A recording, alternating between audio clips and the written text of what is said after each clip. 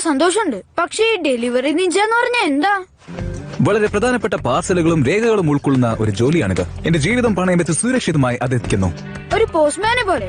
അല്ല, അത് തീർത്തും വ്യത്യസ്തമാണ്. പോസ്റ്റ്മാന്റെ ജീവിതത്തിന് ആപത്തൊന്നുമില്ല, പക്ഷേ ഞങ്ങളുടെ ഇതിലുണ്ട്. എനിക്ക് മനസ്സിലായി. അപ്പൊ നിങ്ങൾ ജീവൻ പണയം വെക്കുന്ന ഒരു പോസ്റ്റ്മാനാണ്. നിന്നെ എന്താണ് ഞാൻ രണ്ടായി കാണുന്നത്? നരുട്ടോ, നരുട്ടോ. ഒരു മിനിറ്റ്, നീ ക്ലോൺ ജിറ്റ്സു വല്ല ഉപയോഗിക്കുവാണോ?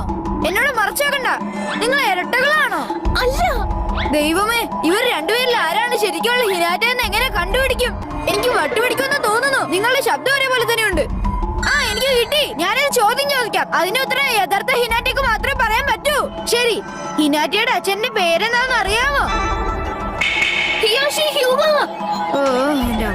അത് ഫലിച്ചില്ല. എന്റെ ചോദ്യം അത്ര പ്രയാസമുള്ളതായിരുന്നില്ല. കാരണം ഹിനാറ്റയുടെ അച്ഛന്റെ പേര് എനിക്കറിയില്ല. അപ്പൊ ഇത് സുരക്ഷിതമല്ല. ഞാനതിന്റെ മുകളിൽ ഉണ്ടായതല്ലെന്നും പറഞ്ഞ് സന്തോഷിക്കേടാ. പീക്കര് നിനക്ക് വട്ടായിരിക്കും. നിങ്ങൾക്ക് എല്ലാവർക്കും അറിയാവുന്നതുപോലെ ഈ കരിങ്കല്ലിലുള്ളതിലെല്ലാം പഴയ ഹൊക്കാഗെയുടെ ശില്പങ്ങളാണ്. ഇടത്തുനിന്ന് തുടങ്ങുന്നു. ഇതാണ് ആദ്യത്തേത്, ഇത് രണ്ടാമത്തെ, അത് മൂന്നാമത്തെ, ഇത് നാലാമത്തെ. അത് നിങ്ങൾക്ക് മനസ്സിലായി കാണുമല്ലോ. അപ്പൊ അഞ്ചാമത്തെ ഹൊക്കാഗെ ആരാണ്? അത് ഇതുവരെ തീരുമാനിച്ചിട്ടില്ല. ഒരുപക്ഷെ അത് നിങ്ങളുടെ ഫേവറേറ്റ് ടീച്ചർ ആവാം.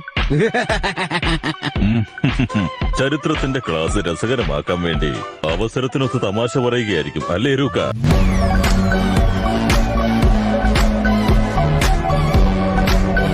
ഇദ്ദേഹത്തിന്റെ ശില്പമാണ് ആ മലയിൽ കൊത്തിവെച്ചിരിക്കുന്നത്.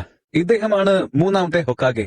ഏറ്റവും ശക്തനും ബുദ്ധിമാനുമായിരുന്നു എന്നാണ് മൂന്നാമത്തെ ഹൊക്കാഗെ എന്ന് പറയുന്നത്. അദ്ദേഹത്തെ പ്രൊഫസർ എന്നും വിളിച്ചിരുന്നു.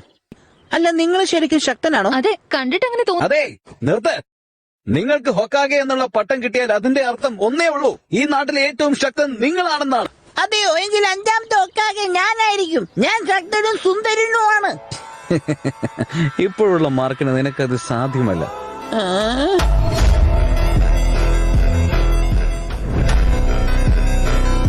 നിനക്ക് മതിയായില്ലടാ കിറുക്ക.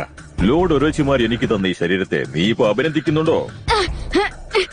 ഞാൻ എന്റെ കൈകൾ കൊണ്ട് നിന്നെ പിച്ച് ചീന്തും. നീ എന്നോട് പറ, അവൻ എവിടെ കണ്ടെത്താനാവുന്നു? ഒറോച്ചിമാര് എവിടെയാണ് ഒളിച്ചിരിക്കുന്നത്? ഒരിക്കൽ കൂടെ ഞാനത് ചോദിക്കില്ല. നിന്നെ പോലൊരു പീറച്ചെറുക്കനോട് ഞാനത് എന്തിനു വിവരിക്കണം?